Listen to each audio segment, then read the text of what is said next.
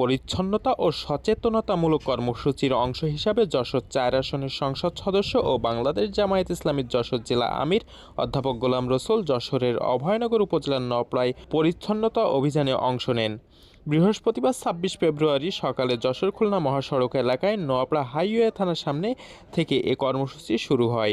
এ সময় এই কার্যক্রমে পৌর জামায়াতের আমির মাওলানা আলতাফ হোসেন, পৌর জামায়াতের সাংগঠনিক সম্পাদক আশিকুল ইসলাম ছাড়াও স্থানীয় নেতাকর্মী ও সাধারণ মানুষকে সঙ্গে নিয়ে সড়ক পরিচ্ছন্নতা অভিযান পরিচালনা করেন।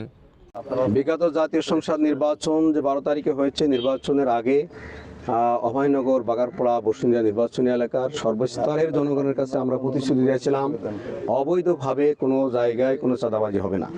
বিশেষ করে আমাদের দেশের যে সমস্ত আর্থিক অসচ্ছল পরিবার তারা কিছু অর্থকড়ি দিয়ে হয়তো একটা সিএনজি ক্রয় করে অথবা একটা ইজি বাইক ক্রয় করে অথবা একটা মোটরসাইকেল ক্রয় করে তারা বিভিন্ন জায়গায় এগুলো চালিয়ে তাদের যে পরিবারের সদস্য আছে তাদের ব্যয় নির্বাহ করে।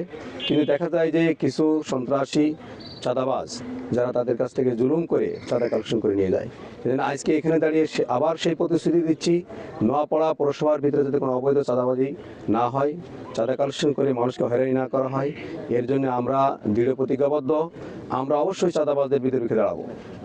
পরে তিনি পায়ে হেঁটে বিভিন্ন স্থান পরিদর্শনের পাশাপাশি নিজেও পরিষ্কার পরিচ্ছন্নতা কার্যক্রমে অংশ নেন, যা এসে শেষ হয় অভয়নগর উপজেলা স্বাস্থ্য কমপ্লেক্স প্রাঙ্গণে।